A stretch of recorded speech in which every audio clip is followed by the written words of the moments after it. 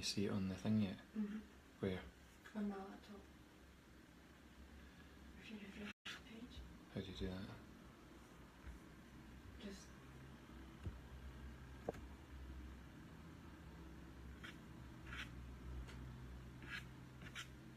Yep.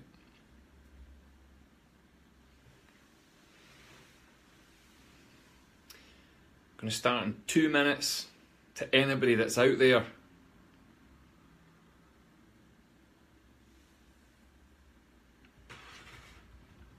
It's weird with the delay. Oh, thank you for that thumbs up.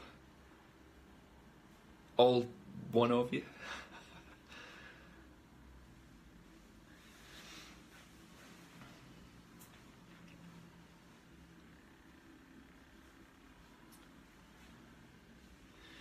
So we're starting in about 1 minute at 7 o'clock. We've got 4 of you already.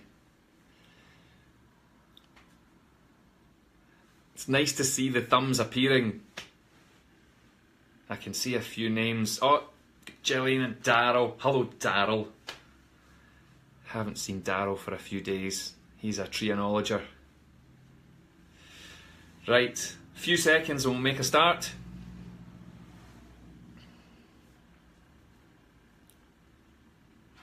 It's really strange because I'm watching this on 2 screens and that one's like way behind that one.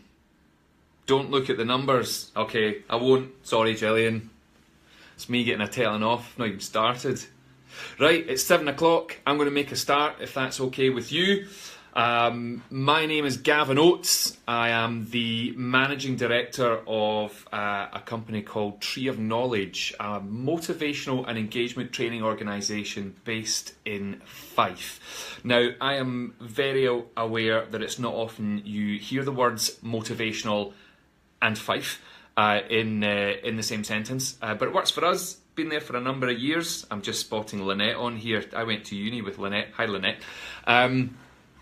We've been based here for a number of years. We travel all over the UK, into parts of Europe, sometimes further afield, working with all sorts of weird and wonderful organisations, and of course, the vast majority of the work we do is in schools. Now, just to tell you a little bit about me, so I'm not a complete stranger to everybody this evening. I'm 38 years old. I live in Edinburgh, not from Edinburgh originally. I'm from the west coast of Scotland, a wee town in Ayrshire called Troon. I have no idea if any of you will ever have been to Troon, but of course Troon is very famous for its golf courses, its beaches, and its 37 retirement homes. Rock and roll. So I left Troon just before I turned, or about when I turned 18, and I went to Northern College of Education in Aberdeen. And I know they've got a few Northern Collegers watching on here this evening, so a big hello to Lynette, Nicola and Lynn and a few others. Northern College of Education doesn't exist anymore. It got flattened the year I graduated, not because of anything I did, I might add, but Northern College was a teacher training facility where I spent 4 years training to become a primary school teacher. I learned very quickly that I didn't want to be a primary school teacher, but then I learned very quickly that small children do in fact freak me out. They stink, and I hate them. So let's move on. There's one or two of you will be a little bit concerned. I don't actually hate small children. I have my own children, which maybe concerns you more. I have 2 kids of my own. My son is 10. He only turned 10 on Saturday. I'm feeling very grown up.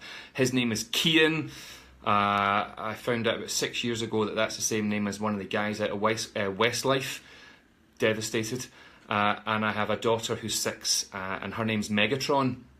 It's not really, but that would have been the coolest name ever. Her name is Ellis. So yeah, feeling very grown up at the moment. In fact, so grown up, I am soon to look for a second garden shed. So that's how cool I am. It's just to put my children in. That's a lie. So yeah, primary school teaching is my background.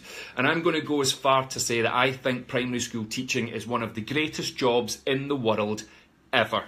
It just is. You find yourself working in some of the most rewarding environments you could ever imagine yourself working in, and you find yourself surrounded by some of the most creative brains you could ever imagine yourself to be surrounded by, and that's both the staff and the pupils, of course.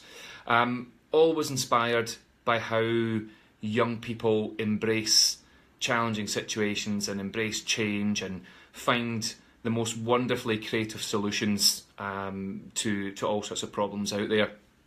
So I think, like I say, I thoroughly enjoyed being a primary school teacher, and I was a primary school teacher for about 6 years. However, there were things put me off.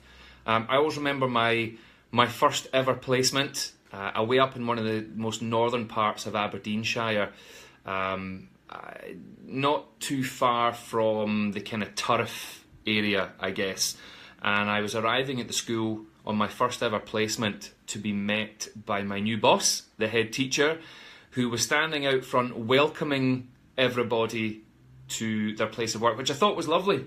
I liked the idea of a head teacher standing out at the front of the school every morning, welcoming everyone in. And the head teacher stopped me quite abruptly. The first thing I thought when I saw her was scary wee woman. But she stopped me, she put a hand on my chest, which I thought was very odd. She stopped me quite abruptly, so naturally I put my hands, not really, that would have been very, very wrong. But she did, she stopped me quite abruptly, and she said, "Are you our student, son?" And of course, being called son on your first day of work, it makes you feel really grown up. And I said to her, "Yes, that's me, lady." And she looked me up and down and she said, "Male?" And I thought, do I need to prove this in some way? This is very uncomfortable. And I said, "Yes, I'm male." And she said, "Right, don't you forget your first rule of teaching." And I thought, brilliant, that's what I'm here for. 4 years of learning, go for it. First big rule of teaching. And she looked at me very seriously and said, "Don't smile till Christmas." Now, I'm not sure if you've heard this piece of advice before, but I've heard it many times within education, but I had never heard it at that point. Don't smile till Christmas. And I stood there thinking, well, that has to be a joke, because surely you would never, ever tell someone in any job to not smile till Christmas. It was September, for goodness sake. And I thought, if she's serious, well, then that means I have to stamp my authority early and not allow those young learners to see that approachable side, or allow my colleagues to see that approachable side, or the wider community that approachable side. So I thought, right, she's joking. This can't be real. So there's a punchline coming. So I'm preparing for a punchline. I'm waiting for that punchline. I don't know if you know what you do with your face when you're waiting on a punchline. You kind of do this,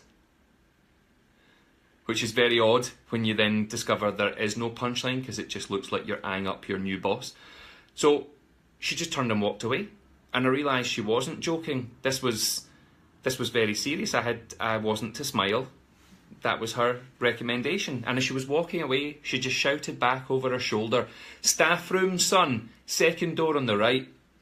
Now, I got a little bit excited at this point because I'd never been in a staff room before. I don't know about any of you when you were in school, but when I was a kid, all through school, you weren't allowed in the staff room. In fact, I'm old enough to remember what it was like walking past the staff room and you could see the cigarette smoke coming out underneath the door. Can you imagine that now? And I got into the staff room, and like many staff rooms, there was that rectangle of chairs. There was a table in the middle. There was that newsletter that's been there for 42 years. There was biscuits, and there was biscuits, and then there was biscuits, and then there was biscuits and biscuits and biscuits, and then a few more biscuits. There was the kitchen area, and there was the old pigeonholes running down one side. And I went in and I sat down, and I felt like I had made it. I always wanted to be a primary school teacher, and I'd got through all the interviews and my exams at school, and I was sitting there feeling like I had made it. And there was a lady came up to me and said, "Excuse me, son, you're sitting in Anne's chair." And I'd heard that in some workplaces, particularly schools, some people like to sit in the same chair in the staff room every single day, because that's not weird at all. And I moved, and somebody came up to me and said, "Go and get yourself a tea or a coffee, son." Now, I have a caffeine allergy, which I know in the world of education is unheard of, but I can't drink tea or coffee. Well, I can, but I shouldn't. But I was 18, straight out of school, and somebody told me to make a coffee, so I went and made the coffee, and I'm standing stirring it thinking, I'm going to die. I haven't even made it into the classroom yet, and somebody's going to have to phone my mother. But I was rescued by yet another woman who approached me and said, "Excuse me, son, you're using Anne's mug. Now, I never actually met Anne, and I hate Anne. Anne caused me an awful lot of grief that morning. Never actually met Anne. Anne was always off with stress. Too many people using her mug. But it was at this point I had a moment where I didn't really know where to sit in the school staff room. I didn't really know what to drink from. I didn't really want to talk to anyone because they just kept telling me what I couldn't do. So I did what I do in that situation, and I stood and I people watched. So this is a Monday morning in a primary school in Scotland. The job I've always dreamt about doing. And I was standing in the kitchen area watching people come and going on that Monday morning, and I started to tune in to the conversations, and I started to pick up a very interesting vibe in the room. There was a really interesting sort of energy in the staff room that morning, and the only way I can describe it is grumpy. It just felt really grumpy. That was the best word I had to describe it at the time. And I kind of stood there thinking, have I made the wrong decision here? And I actually started to doubt my entire choice of career based entirely on other people's mindset, other people's attitudes, other people's behaviours. And I actually started to think, do you know, why would any workplace feel grumpy on a Monday morning? You've just had 2 days off. Surely you came for this job. Surely you took this job. Surely you signed a contract. Surely you take the money every month. So surely we turn up on a Monday morning buzzing, absolutely raring to go to do the thing that we've chosen to spend potentially a third of our lives doing. And I actually started to think about leaving. And I don't know if any of you have ever been in that situation when you're 10 minutes in the door of a new job and you think you've made a mistake. And I turned to the door and I was thinking about going when all of a sudden the entire mood in the room just lifted. The entire energy in the room just switched with the introduction of one member of the team. Now, this lady that came into the room, she wasn't in any official leadership role. She wasn't the head teacher. She wasn't the deputy or the classroom teacher. She was a classroom assistant. For me, one of the most valuable people in the team. And this lady just kind of floated in like Mary Poppins. Practically perfect in every way. It was like she had rays of light coming out her face. She just lit the room up. And I remember standing there thinking, who are you? You've not even opened your mouth.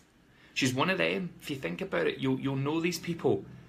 They can walk into a room and change the entire mood, the entire energy of a room, and they don't even have to open their mouth. Just think about that. That's extraordinary. And I remember thinking, wow, how have you built up these relationships that you can float in and make a difference? I want to be you. I want to be Mary Poppins. I had never had that thought before. Newly turned 18 years of age, and my biggest challenge was, how do you channel your inner Mary? And I'll tell you what it did. It threw me back to when I was in school, and it made me think about all the types of teachers that I had when I was in school. And the ones that made a difference. So I want you to do this for me. So those of you that are sitting watching this tonight, and listen, thank you so much for tuning in to watch. This is Tree of Knowledge's first ever live Twinkl session, and this is our wee sort of introduction to our fun at work stuff that we do. So I want you to think back to when you were in school. Primary, secondary, both, doesn't matter. And I want you to think about as many teachers as you possibly can. Just as many faces and names as you can.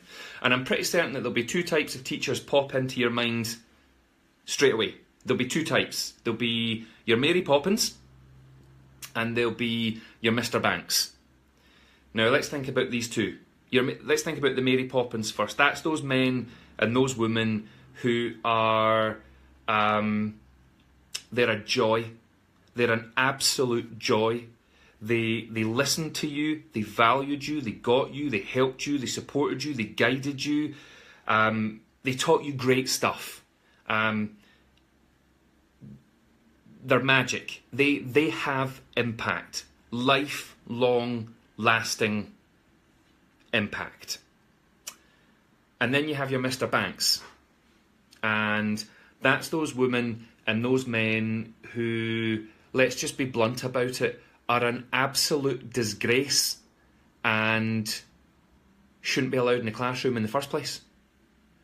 Bored, miserable, angry, negative, unhappy people. They also have impact. Lifelong, lasting impact. Now, I always remember a piece of advice that I got when I started teaching. It's a very, very well-known saying, and that is, no matter what you do in life, most people will not remember what you do or what you say, but they will remember exactly how you made them feel.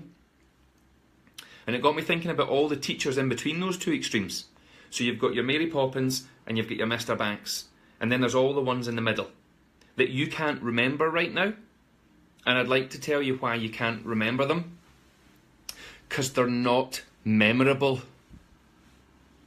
I asked my 17-year-old nephew recently to describe those teachers and give me a good descriptive word for those teachers that sit somewhere in the middle, and his response, meh.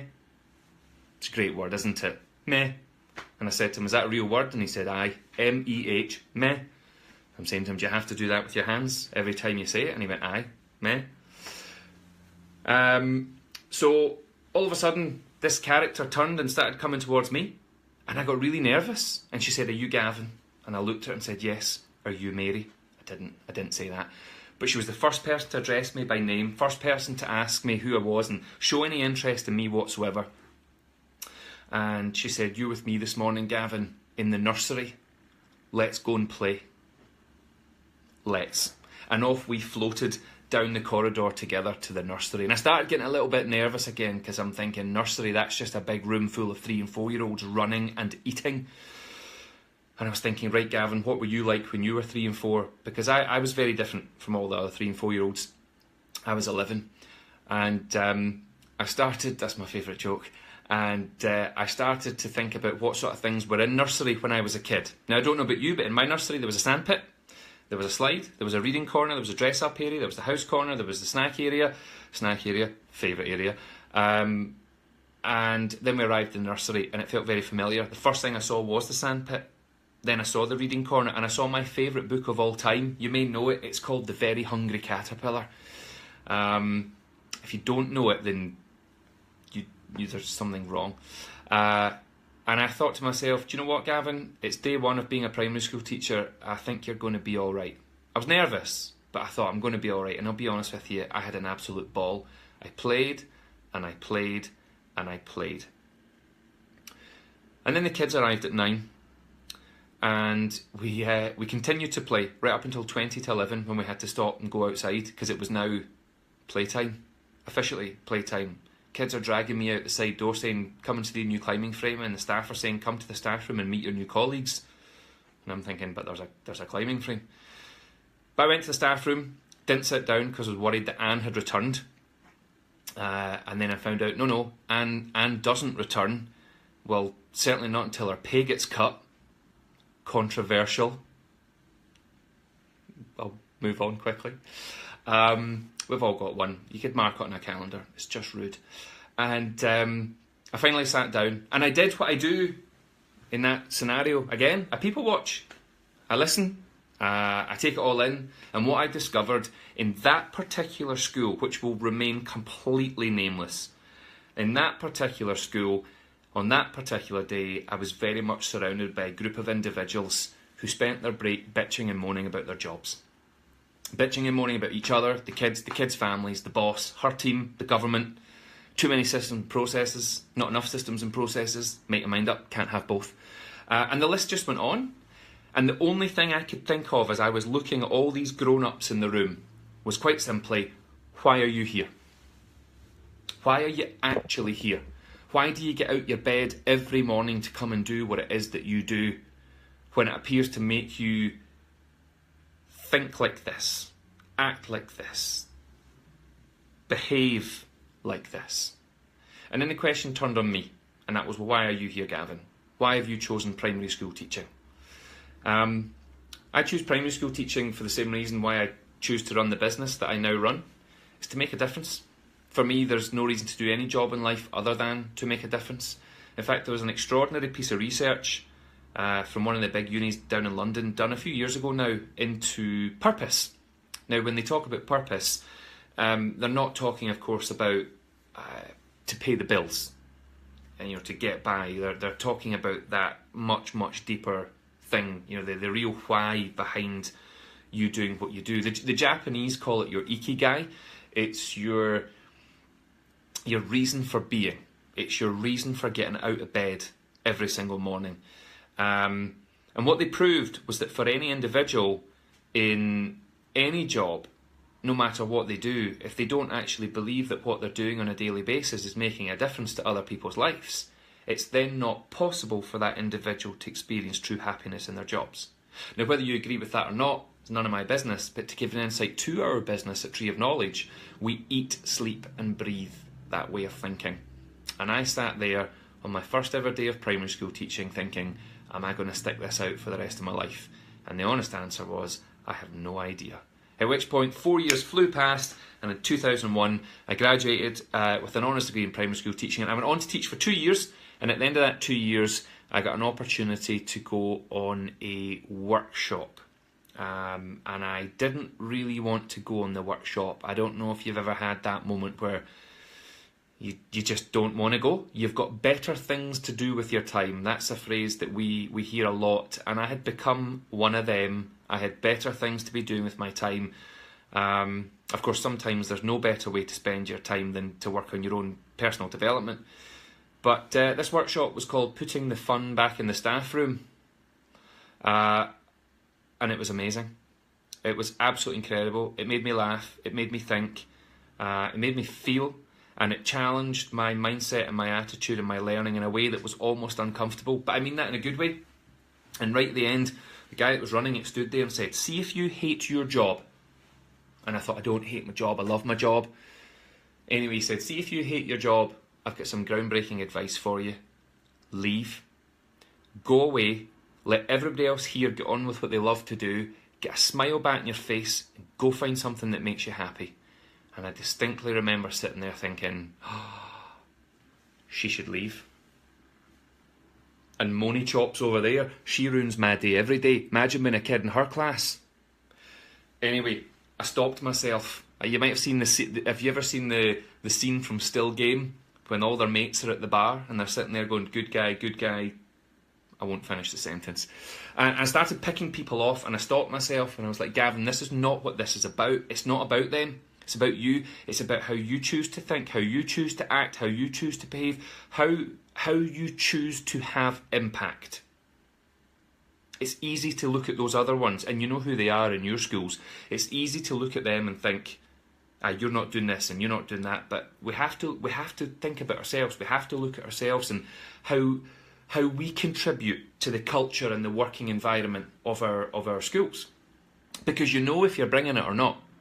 You just know if you're bringing the right stuff to work or not.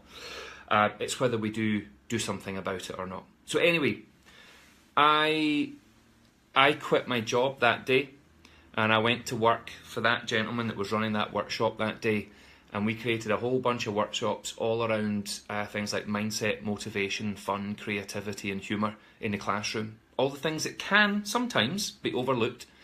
And then we started developing more for teachers and parents. And then 9 years ago, along with two great colleagues and friends of mine, we led a management buyout in that company, and we started again.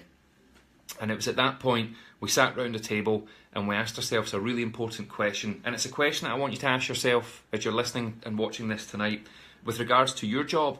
And the question is, why are you here? Why do you actually do what you do? Why does this even exist? When you sit there and work and you look around, you're why is it happening? And for us at Tree of Knowledge, it's to inspire the world. Why would it not be? Now, whether that's our wee world in the room on the day when we're delivering workshops to kids, to teachers, to some of the biggest companies in the world, like Nike, for example, or whether we're trying to inspire literally the entire world, which is absolutely the vision of our organisation. But at the heart and soul of everything we do, we work with kids. And we work with kids in primary schools, secondary schools, and we learn probably more from working with children than we do from working with adults. I mentioned at the start this evening how inspiring it is to work with young people and how important it is to embrace what we learn from those young people, because actually sometimes they have a way of doing things that's mind-blowing and, again, inspiring. So, with that in mind, I'd like to set you a wee task or a wee challenge, if that's okay. It'll just take a few seconds. So, I have no idea how many people are watching this. My thing tells me there's 20, but I know that it chops and changes and I've not to trust that. But I'd like you to put your hands like this for me. And I would like to put one thumb up and one pinky. And all I want you to do is this. That's all I need you to do. So that's your task. So if you can try that for me as you do this, I want you to be thinking about how that feels. Okay? So I'm going to guess that some of you got to this point and got no further. I'm going to guess that some of you did this. You were kind of willing it to happen. And I'm going to guess some of you got to this point and your tongue came out, because that's how we concentrate as adults, and then you thought, I'll do this and nobody can see me, so yeah, I've got it right. So try once more for me. That's what I need you to do. It takes practice. Now, I'm going to assume that for many of us it feels quite unnatural. Good. I want some of the things I say tonight in here to feel a little bit unnatural. I want to challenge you. I want you to try and think about you in a way that maybe we don't spend enough time doing, and how you are impacting in your place of work, not just on the pupils but on the staff as well, and then the wider community. So we're going to have a little look at the work of a Hungarian psychologist called Mihaly Csikszentmihalyi. Now, I can't write that up for you because it looks back to front, but Mihaly Csikszentmihalyi, his most famous book is called Flow. And he's an expert in looking at all the different challenges that we're faced with on a daily basis, and how we as individuals choose to deal with those challenges, or in some cases choose not to deal with those challenges. Now, before I go any further, I have a slight issue with the word challenges. I'm old enough now to remember what it was like in the workplace when people said to us, oh, we've got a bit of a challenge, and it was really exciting. But 20 years ago, somebody had a beautiful idea to stop using the word problems and replace it with the word challenges. And let's be honest, it is a beautiful idea. I get the thinking behind it. It's a nice change of word because it's softer. But now we're 20 years down the line and somebody says to us, we've got a bit of a challenge, we just assume there's a problem. So it maybe didn't, for some of us, have the long-lasting impact. Anyway, I want you to think about all the challenges you're faced with in education, in your role, in your school, in your classroom, whatever it is that your specific role is. You might be a student teacher watching this. I want you to think about all the challenges you're faced with. The high-level challenges, whether that's change, whether it's systems and processes, whether it's people. Again, it doesn't really matter what it is, but if you imagine that's that high level of challenge, and we've got low challenge down here, but high challenge. What happens if we're faced with a huge amount of challenge and we don't feel, or we don't have the skills necessary to tackle them? Now, when I say skills, that's the hard skills and the soft skills. So what happens if we're faced with a huge amount of challenge and we don't have the skills to deal with it, but we also don't have the right mindset? We also don't have the right attitude. We don't have enough passion and energy for it. Well, unfortunately, at that point, some of us are going to start to experience some level of stress and or anxiety. Now, I'm not going to try and guess the challenges that we all face on a daily basis in education, because I think we're all very aware of what those challenges are. My question is to all of you watching this evening, do you believe that you have the skills? Do you have the knowledge? Do you have the mindset? Do you have the attitude? Do you care enough? Have you got the passion to get out of your bed every day, spring into that school and smash it out the park and make the difference that you set out to make when you first went into teaching? Now, I don't know what the answer to that is What I do know though is that stress and anxiety are playing far too big a role in education on a daily basis. Stress, of course, is the #1 cause of long-term absence. But there are different types of stress. So, out of interest, I wonder how many of you would agree with me that there is such a thing as good stress. Now, I know, as I'm speaking to you, there's a delay, but I'll see them appear. So if you all click the wee emoji, a wee thumb up to let me know, I'll see it in a wee while, but you click it if you agree with me that there is such a thing as good stress. Now, there is such a thing as good stress. There's a scientific term for it. It's called a natural improvisational quality. In other words, when we're under pressure and experiencing stress, somehow some of us produce a greater performance. I remember my final ever teaching placement, and some of you might be able to tell me otherwise, but what they do nowadays rather, but when I did my final ever placement, the tutor didn't tell you when they were coming out. So you had to be on it at all times. And I remember I was about to teach a volleyball lesson. It's not exactly my best thing to teach, but so a volleyball lesson, and in she came, my tutor, with a big red file, and she said to me, just pretend I'm not here. Yeah, good one, thanks. And my heart was here, my heart was racing, I felt sick, it was awful. But by the end of that lesson, those kids, they'd have won the Olympics. That's how good that lesson was. It's extraordinary how, for some of us, when we're under pressure or we're experiencing stress, somehow we're able to produce that higher, that greater performance. Now, stress itself is not bad for us. How we choose to respond to stress is where it can go wrong.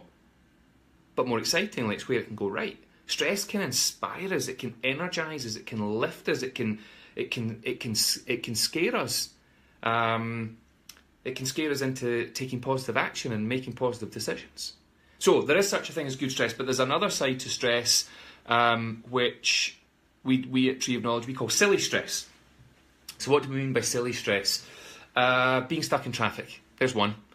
Now, there's people out there who get stuck in traffic every single day, and they get stuck at the same time on the same road, and they will sit there thinking things like, I bet this happens to me tomorrow. Well, of course it will. You know it's going to happen. And then tomorrow comes round and you sit there thinking, I knew it. I knew this was going to happen. And we get frustrated, and we get irritated, and we get annoyed. I love being stuck in traffic. Anything up to about an hour, I'm in my element. 2 young kids at home and a business to run. I love that time out. Fire on a CD, change the radio station, might even shut my eyes. Okay, maybe not that last one, that's dangerous. But next time you're stuck in traffic, I want you to do something for me. I want you to look at the faces of the people in the cars around you and watch for that moment. The moment they snap. Look at their face. And you'll notice that they're swearing and that they're on the phone. In fact, I read a thing recently that said nowadays when we get stuck in traffic and we get angry, we make phone calls because it's a way to vent, it's a way to get it out there. And of course you all know that your loved ones and colleagues are waiting by a phone, hoping that you're about to call with your life-changing news that you've not moved for 11 minutes. My thinking is, put your phone down, shut your face, and enjoy it for the fact that for the next few minutes you get to do nothing. It's wonderful. There's loads of moments like this. Putting fuel in your car is stressful for some of us. Have you ever done that thing where you put in £20 worth of fuel and 1 pence? What is it that some of you do? You top it up. Sometimes by £9.99. Sometimes it's £4.99. Some of it's it's 99 pence. Or if you're like me, you couldn't care less and you just crack on with your day. Now, I saw a woman doing this at the petrol station a while ago, and she was going for £30, and I knew she was going for £30 because she'd stopped at £29.95 for a break. She was preparing for the final push. I even saw her doing this. And off she went, £29.95, £29.96, £29.97. Her control at this point was excellent, like ninja level. £29.98, £29.99. I can feel the excitement through my phone. £30 and 4 pence. Now, her response was the bit that got me. It was this. Oh my God! And I'm thinking, right, firstly, what is this? Secondly, what's going on with your mouth? And then what's going on with your forehead? In fact, what's going on with my forehead? Look at that. And Slightly random. But she was so angry. I didn't know how to laugh or be scared, so I carried on putting in my fuel, which I should probably have clarified. I wasn't just hanging around petrol stations. I was putting fuel in my car, happened to turn round, and she was now going for £40. And she missed it. That was the highlight of my day. And for anybody that's concerned about her, she got £50, and she was delighted. She was absolutely over the moon. And when she finally got back to her car and off she drove, I'm convinced I saw her nodding at the fuel pump as if to say, got you, not going to ruin my day, 4p, and off she drove. Now I sat there thinking, right, firstly, you've just spent £20 more than you needed to spend. And you've just spent 3 minutes of your day actually really angry. Now you could argue with me now and say, but it's just a silly 3 minutes. That's our point entirely. It's a ridiculously silly 3 minutes. And she might be one of them, and by them you know who them are. It's them who have several of those 3 minutes in their day. They have some 5-10 minute moments, some 20-25 minute moments, some half-hour moments in their day where they're frustrated, irritated, stressed, angry about something or some things that just don't matter. Now, there's one more example I want to share with you that some of you have probably heard me speak about before many times all over the country. Toilet roll. It's the best example of silly stress. I want you to think about your toilet roll holder. If you don't have a toilet roll holder, imagine you have a toilet roll holder and stop putting your bog roll on the radiator. But it keeps it warm. Weird. Now, I want you to think about your toilet roll holder for me, and I want you to imagine that cardboard tube. Just a cardboard tube. Now, already some of you will be frustrated because in your mind you're thinking they should have changed it. Well, actually, I'll reword that. He should have changed that. Might as well be honest. And I want you to imagine that you're now changing it. So you've changed the toilet roll. Think for me, does your toilet roll hang over and away from the wall? Or does it hang in towards the wall? I would say hands up for over and away, but I can't see. But it's interesting because sometimes when I ask this to my audiences, their hands shoot up as if to say, and there's no other way. But of course there is another way. Like our jobs, there's tons of other ways. You might not like it, you might not be used to it, it might be different, it might be unusual. But there's other ways. In fact, put this to the test for me. From this day forward, everywhere you go in life, I want you to start turning toilet roll around. Do it in your own house, if you can cope. Do it in other people's houses. Do it at work. If you can't do it because of the big plastic contraption, elbow drop, comes off, turn it, put it on. They don't do elbow prints, I'll never know. And you do it in restaurants, hotels, and one day somebody's going to come up to you and say to you, is it you? And that's a great question because you can sit there and think, is it me? Or you can say to them, is it me what? And then they have to say it like it's a real thing. Is it you that keeps turning my flaming toilet roll around? And you'll think back to this moment and you'll realise I'm absolutely right. There are far too many things in life that should never ever be stressful, but we are allowing them to be. We're not just allowing them to be, we're choosing them to be. And I'm going to throw the world of education into that quandary, if that's the right word. We're allowing too much to get under our skin and bug us in our jobs. Now there's 3 very silly things that don't affect your job. Being stuck in traffic for just a few minutes, spilling your fuel by just a few pence, or which way your toilet roll faces. If that's the things that can bug us in real life, then how many things are there that bug us in our jobs? I'll answer for some of you. Hundreds of things. Oh, I think I've just cut off. Nope, we're back on. Sorry, if you lost me there, my apologies. There's hundreds of things that will irritate us and stress us and frustrate us in our jobs. Every workplace is full of nonsense.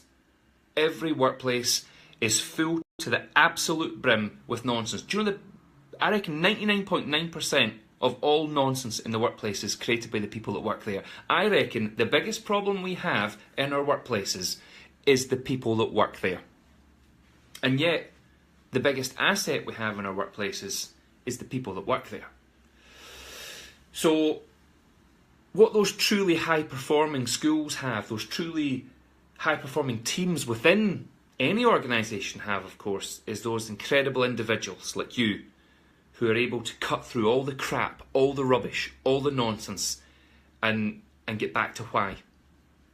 Get back to to the core purpose as to why we're even here in the first place in this workplace, and why this building was built, and why these people come here to do what they do every day. And see, when we get everybody realigned back on that page, it's extraordinary what starts to happen. It's extraordinary the energy that starts to lift within your workplaces.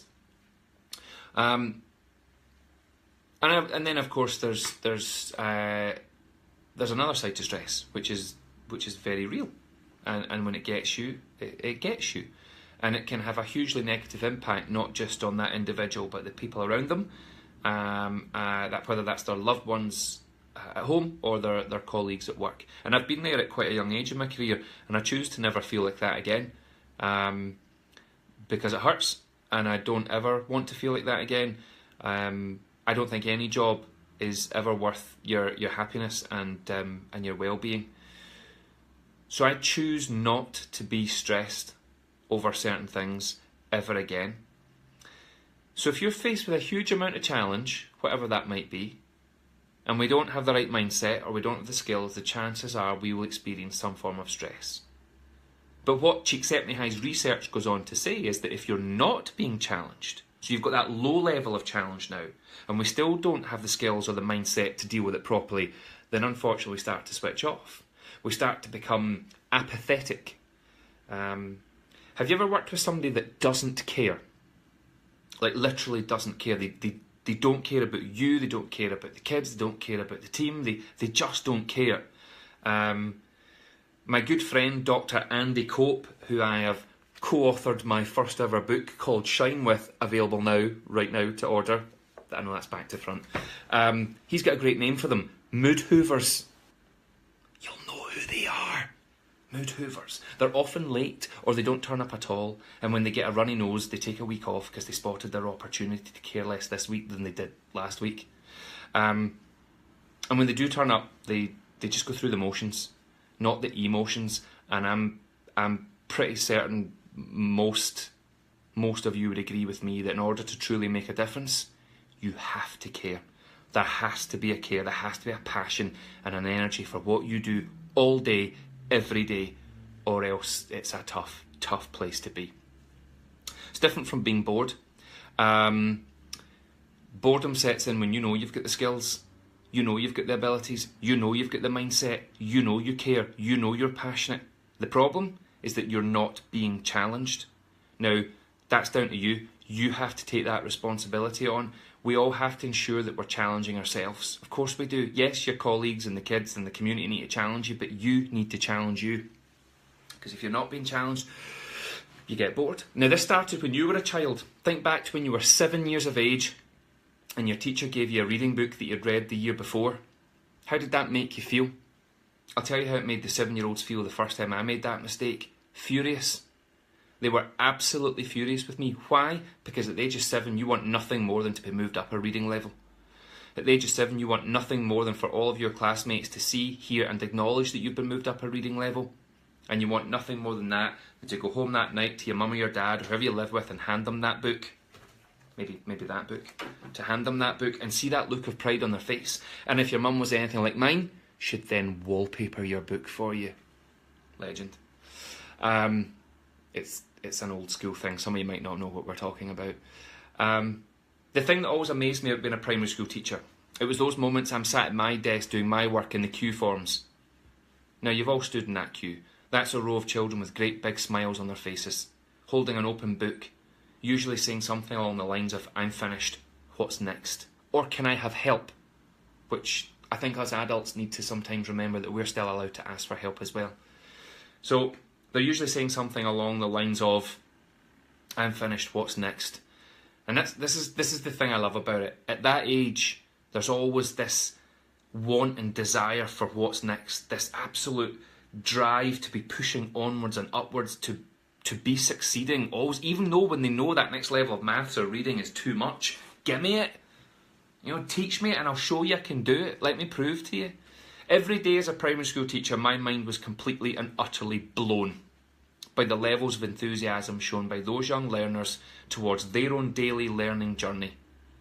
The journey, of course, that we as adults are all absolutely still on. But there's a problem with being that age, and there's a problem with being at primary school, and that is we stop being that age and we leave primary school.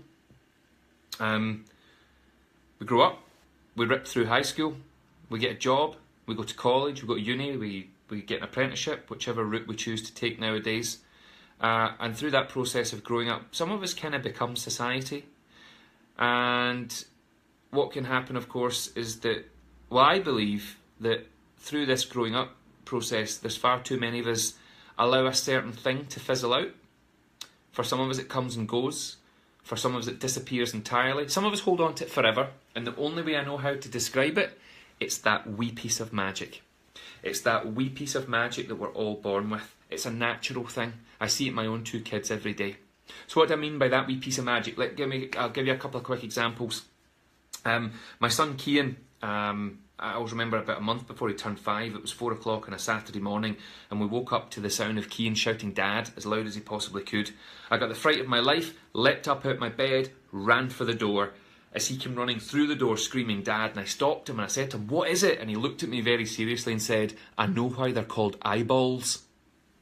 Now, this for me is a moment of magic. Let me explain why. 4 o'clock in the morning is irrelevant when you're only 4. He had woken up and had a moment of learning, a moment of discovery, which is cool, but it's not the moment of magic. The moment of magic came next. He shared it. That's it. He shared it. Because that's what you do when you're 4. You learn something new, you share it. You discover something new, you share it.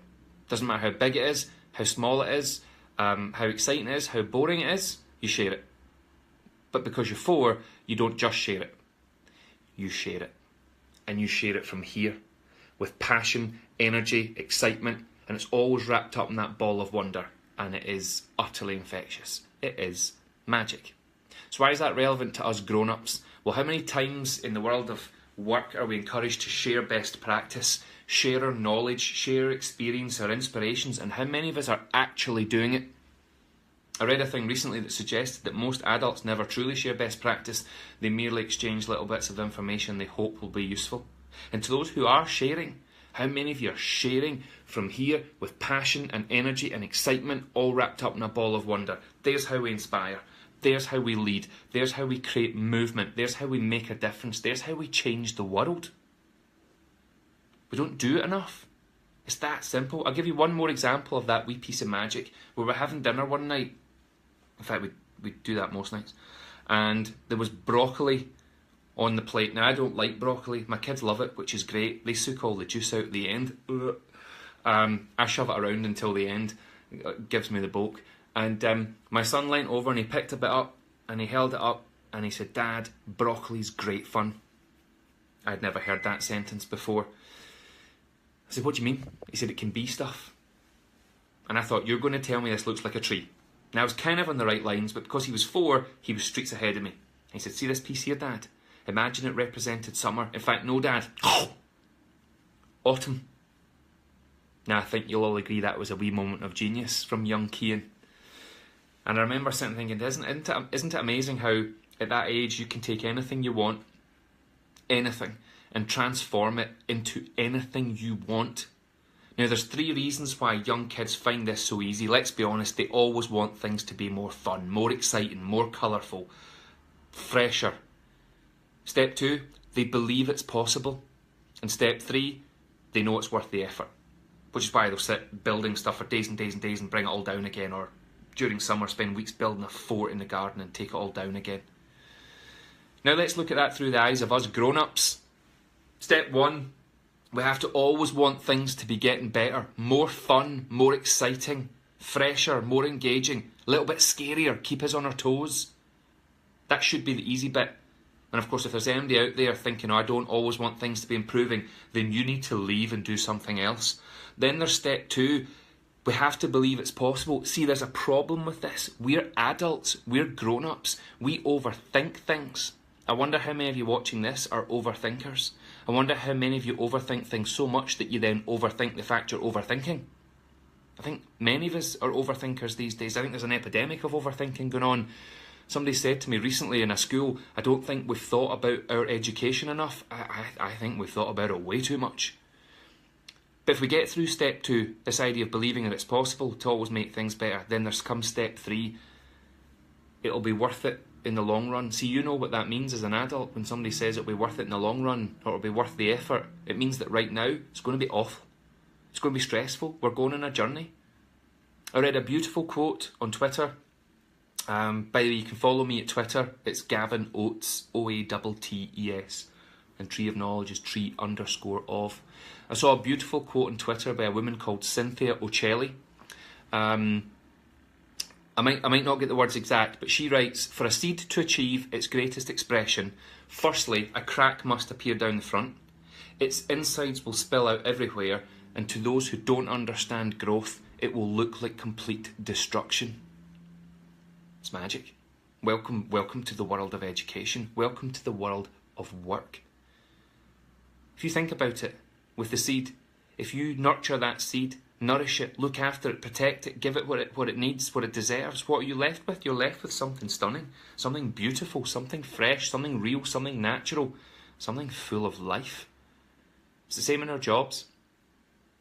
Yes, with the kids, but you and your job, if we look after it, we nourish it, we give it what it needs, we protect it, and we see it through, what we're left with through these times of change, we're left with something fresh, something full of life and energy, something magic.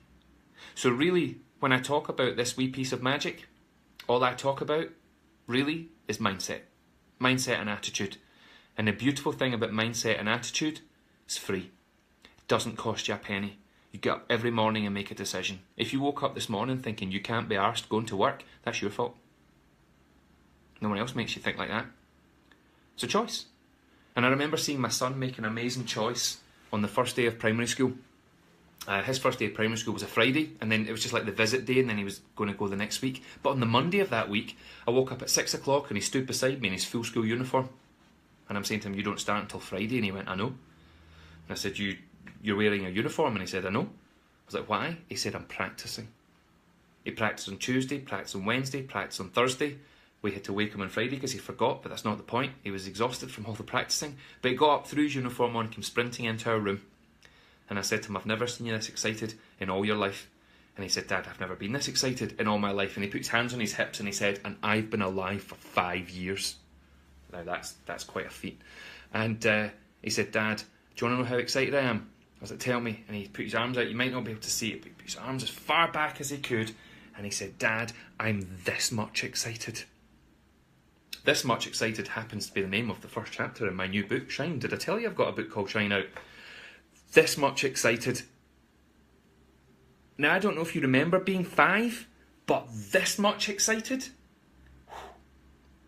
You don't get much more excited than that. And you might not know that as an adult, you're still allowed to be that much excited every single day as you walk into your workplace. If you want to be. And my wife and I had a discussion that moment, and isn't it amazing how all these young people are waking up on that morning so excited, nervous, terrified perhaps, but excited and terrifying, and just so excited, and this much excited, buzzing, raring to go. And then we had a discussion about, isn't it amazing how you see some people like that on every step of the journey, but then some people who never really feel like that again, or over time it starts to fizzle out and drift a little bit. It's like a bowl of Rice Krispies. Your job is a bowl of Rice Krispies and you're the milk. What happens if you add milk to Rice Krispies? What does it do? Now I know what you're thinking. You're thinking it snaps, it crackles and it pops, it whizzes, it fizzes and it bangs. It comes to life. But what happens if you just leave the milk sitting there for a while and don't freshen it up? Do you know what it becomes? Meh. It becomes mush. It becomes That's what can happen in our jobs. It can happen in our jobs if we allow it. So, what about you? How many of you are waking up every single morning this much excited, raring to go and do the thing that you've chosen to do? I hope it's all of you. Now, in case there's one person out there that doesn't think it's actually possible, well then, okay, I'll pretend you might be right. But what would happen if every single person in your place of work woke up every single morning with the same fire in their belly for the day ahead that they had when they were 4 and 5 years of age? Can you imagine what we would achieve? It would be extraordinary. Even if most of us did it on most of our days, it would still be extraordinary. Even if half of us did it on half of our days, it would be extraordinary. And it is just a choice that's free. So, what happens then if we've got the high challenge and high skill, and the right mindset and the right attitude? Well then, of course, that's when we experience flow. The sensation of things being almost perfect. It's when we're relaxed, we're happy, we're focused, we're having fun. Now, I've mentioned fun a few times, and of course this tonight is actually a wee introduction to our fun at work experience that we run in schools all over the country, primary and secondary schools here at Tree of Knowledge. And for me, there's two types of fun at work. There's a fun at work that comes from play, and there's a fun at work that comes from doing a really good job and enjoying your job, your actual job, because that is fun. It's a different type of fun, but it's fun. But I want to look at play for a moment, and things that you can do potentially in your workplace with your colleagues even. Forget the kids. This is about the staff. It's about you. So for me, we all know the phrase "children learn best through play." You've heard it a million times. But how often have you heard the phrase "adults learn best through play"? That's the one.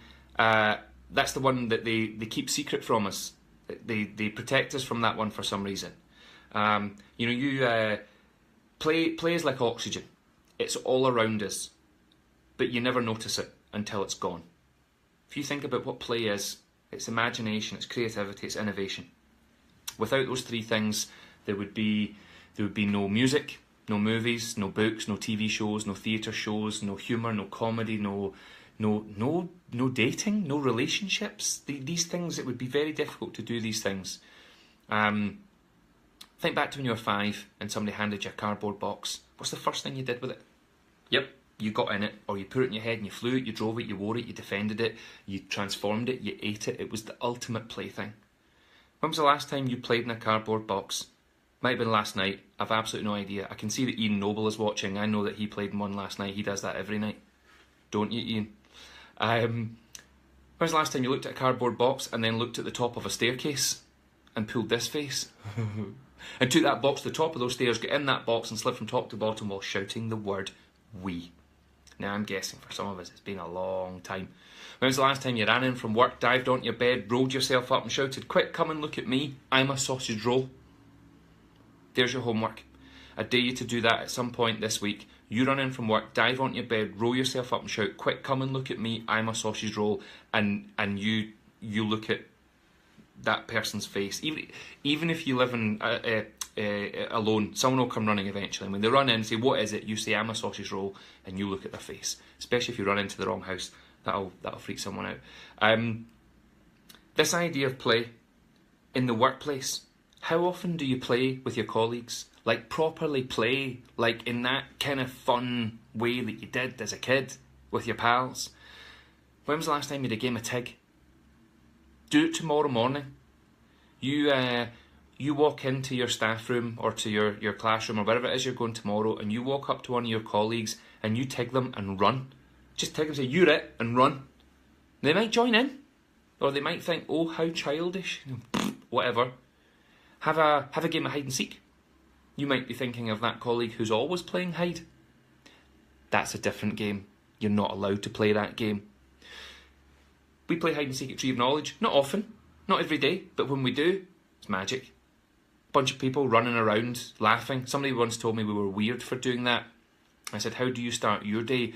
"Well, we all come in and make cups of tea and coffee." Woo! Yeah, exciting. We play hide and seek, and see at the end of that 15-20 minutes, everybody's buzzing, the energy's up, everyone's laughing, and that's the feeling you take into your day. You get to come into work every single day and make a choice. Now, hide and seek might not be right for the culture of your place of work, but it's about playing your part and finding what does fit the culture at your work that allows people to have fun at work, to enjoy their job, to have a positive learning working experience on a daily basis. and then the impact that has on the kids. Wow. So are you Mary Poppins or are you Mr. Banks? Where do you sit on those two extremes, or are you somewhere in the middle that my nephew describes as meh? So with that in mind, I would like you to imagine that there was 10 birds sitting on a washing line and 5 decided to fly away. How many are left? Now I know your brain's telling you 5, but you're thinking it's probably not 5. The answer's 10. 10 birds sitting on a washing line, 5 decide to fly away. How many are left? 10. Why 10? Because they only decided they were going to fly away. How many times in life and at work do we decide we're going to do something new, something different, something fun, something exciting, something big, something scary, and we don't? And quite often the reason we don't do it is because we've always done it that way. They say that's the most dangerous thing you can say in the workplace now, but we've always done it this way. Now I've been thinking about this. 10 birds sit on a washing line, 5 decide to fly away. How many are left? I think the answer needs to be 9. Why 9? Because there's always one. Not only is there always one, there needs to be one. In every workplace, in every school, in every classroom, there needs to be one who gets off their backside with a smile on their face and goes and makes great stuff happen in their own life and in the lives of others. Maybe you're that one in your school, and maybe your school needs a wee bit more of that. I've no idea. I've no idea who you are. Well, I probably know some of you. But we get to make that decision every single day of our entire lives. My name is Gavin Oattes. We're the Tree of Knowledge. You can find us at treeof.com. We're on Facebook, we're on Instagram, we're on Twitter, we're on LinkedIn. You can find me on Twitter, Gavin Oattes, Oattes. You can find me on LinkedIn. You can find my Facebook speaker page. Just search for Gavin Oattes, Oattes, and please make sure you have a look at our YouTube channels. One channel, singular. Please have a look at our YouTube channel. We've got lots of great stuff on there, not just from me, but from the team. We have the most wonderful team here. I've got my colleague Lindsay with me, who's hiding over there at the moment. Say hello, Lindsay. Hi. Yes, hi. And please don't forget my new book, Shine. I know I've mentioned it a few times. You can wear it as a hat if you don't want to read it. Please have a read at it. I know that's back to front. It's a wonderful book. It comes with a warning. It says, please read this book at your own risk. You've been warned. It might just make you feel wonderful. A massive thank you to everybody who spent any time at all listening to me tonight. We had no idea if anybody would show up, so we really appreciate it. So one last thing for all of you. Tig, you're it.